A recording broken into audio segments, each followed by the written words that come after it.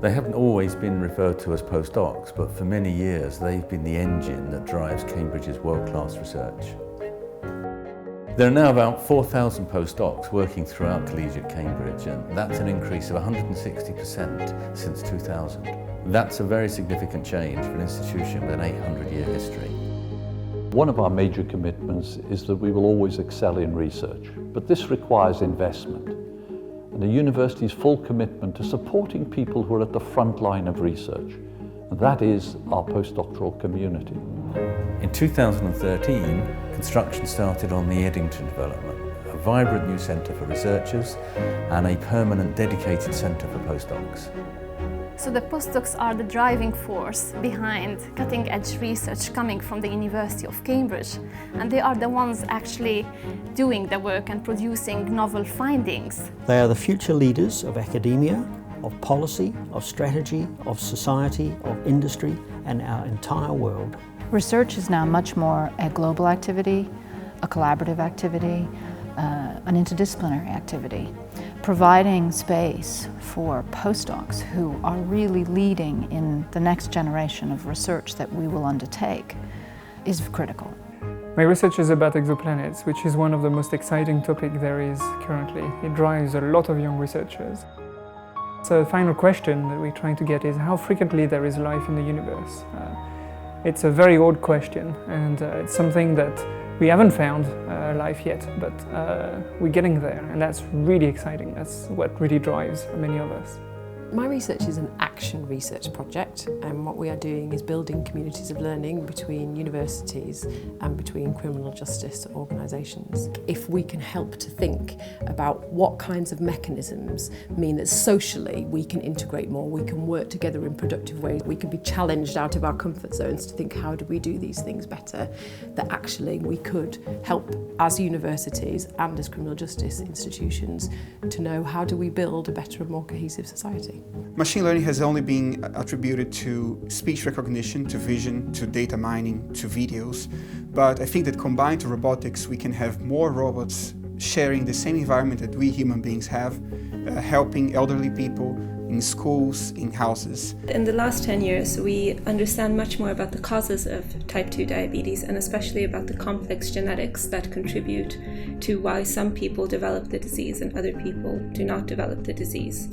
I'm looking at how we can engineer surfaces of materials to capture as much of the sun's light as possible. We're all using energy, and as the world population grows, the energy crisis is going to get bigger. And solar's poised to make a huge impact in the coming century, and I'm very happy to be part of the effort in making that happen. I see people who come in with depression and schizophrenia and how badly they're affected by their disease. In 5 years' time, we may actually have a new treatment for these people, and I find that to be really exciting. Postdocs are imperative to research, but with increasing numbers they face huge challenges both professionally and personally. Science is an evolution, it's a long-term process. I think the nature of short-term contracts often brings in short-term thinking.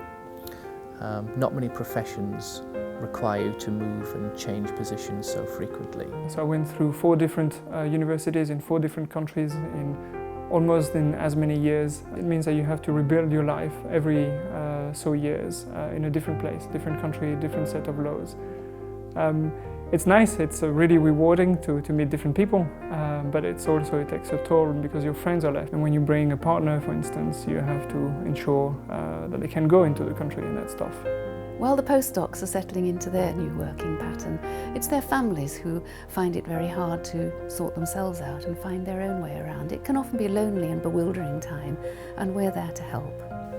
You have to be thinking about your career development throughout every single post, right from the start.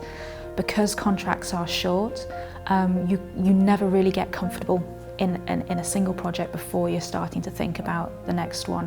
If I think about why postdocs are important for what the university does, I think they can bring a sort of embodiment into research and into teaching that sort of is a lifeblood to the university.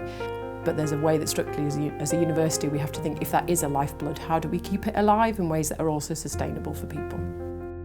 OPdA is Postdocs of Cambridge, a society for postdocs. It's been going for about 14 years now. It's a heavy number of people in the university who are often feel a little bit invisible, certainly outside of colleges and their departments. Colleges provide these sort of spaces to students and those who are fellow in the colleges, but most of the postdocs are not, so that's where Postdoc Centre's role is very important, that they kind of bridge that gap. So the Postdoc Centre is almost like a college without walls. It's very important for postdocs to have this sort of informal opportunity to meet up. Having a space that's free to access, that you can come together as a group to do the things that not only help you to do your day-to-day job, but help you develop your career in the long term. It's kind of essential. EPOC stands for the Entrepreneurial Postdocs of Cambridge. EPOC's only a young organisation, and without the support of the OPdA we would never have been able to grow as fast as we have done and been as successful as we have done in this short amount of time. Northwest Cambridge has been a major part of my life for the last 7 years. It's a really exciting, pioneering project which will transform the university and it will transform the city. Eddington is an unprecedented development that the University of Cambridge has embarked on. It provides subsidised housing for staff, it provides nursery, primary school, community centres, all sorts of amenities. This is extraordinary in the higher education sector. I hope that Eddington will provide connection and community for the postdocs who live and work in Cambridge, and the opportunity to be part of our intellectual community that shares, collaborates and forges new paths.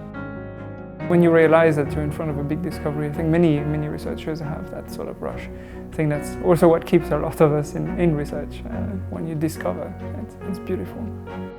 I think that the same way the Industrial Revolution was very important back then, even though it took many jobs away, it drove society forward. I think that robotics combined with machine learning can do the same thing. Postdocs come from virtually every country in the world, and you can just bump up against people from fantastically amazing backgrounds from all over, and it's bringing together people from different disciplines together and just building off this community. I think this is something which is unique to Cambridge, so why would you not want to be here?